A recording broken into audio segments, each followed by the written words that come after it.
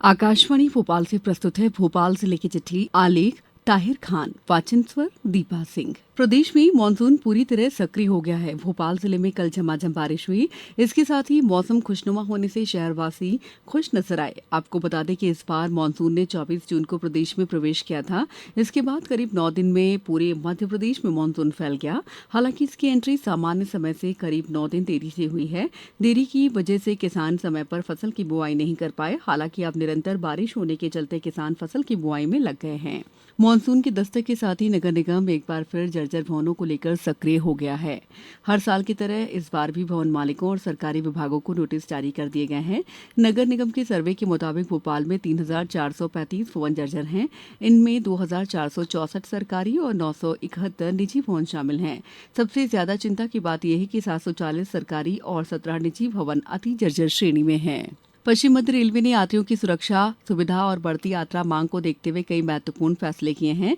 Railway प्रशासन ने रानी Kamlapati Agartala special train में LHB कोच लगाने का निर्णय लिया है। भोपाल के रानी कमलापति से ये ट्रेन 9 जुलाई और अगरतला से 12 जुलाई से LHB रैक के साथ चलेगी। वहीं 23 जुलाई और 26 जुलाई से संशोधित LHB कोच संरचना लागू होगी। इसके अलावा इंदौर जबलपुर ओवरनाइट एक्सप्रेस का सीहोर स्टेशन पर प्रायोगिक ठहराव देने और पुणे दानापुर दैनिक स्पेशल ट्रेन की संचालन अवधि 30 सितंबर तक बढ़ाने का निर्णय भी लिया गया है। महिला एवं बाल विकास विभाग ने प्रदेश की विभिन्न बाल विकास परियोजनाओं में आंगनवाड़ी कार्यकर्ता और आंगनवाड़ी सहायिकाओं के 2,548 पदों पर भर्ती का नोटिफिकेशन जारी किया है। भर्ती का उद्देश्य महिला सशक्तिकरण को बढ़ावा देने के साथ साथ जमीनी स्तर पर पोषण और बाल विकास सेवाओं को और अधिक प्रभावी बनाना है। भर्ती के तहत 781 पद आंगनवाड़ी कार्यकर्ता और 1,767 पद आंगनवाड़ी सहायिका के लिए निर्धारित किए गए हैं। डॉक्टर्स डे के अवसर पर भोपाल के गांधी चिकित्सा महाविद्यालय में चिकित्सकों के सम्मान और मानसिक स्वास्थ्य को समर्पित विशेष कार्यक्रम का आयोजन किया गया। कार्यक्रम में मुख्य अतिथि के तौर पर पूर्व डीन डॉक्टर भानु दुबे रहे। शुभारंभ डॉक्टर तृप्ति सक्सेना के स्वागत उद्बोधन, सर्वधर्म प्रार्थना और दीप प्रज्वलन के साथ किया गया। मध्य प्रदेश विधानसभा का मानसून सत्र 20 जुलाई से शुरू होगा। सत्र को लेकर व्यापक तैयारियां की जा रही हैं। 5 दिवसीय मानसून सत्र में सरकार कई महत्वपूर्ण विधेयक सदन के पटल पर रख सकती है। विभिन्न विभागों द्वारा तैयार किए गए प्रस्तावों की सूची के अनुसार करीब 11 अहम विधेयकों को अंतिम रूप देने की प्रक्रिया चल रही है। भोपाल की RCVP नरोन्ना प्रशासन और प्रबंधकीय अकादमी में विगत रविवार को आयोजित कार्यक्रम में मुख्यमंत्री डॉक्टर मोहन यादव ने भाग लिया। इस अवसर पर उन्होंने पल्स पोलियो अभियान, सुमन पंचायत कार्यक्रम की शुरुआत की और state anti microbial resistant 2.0 policy का अनावरण किया।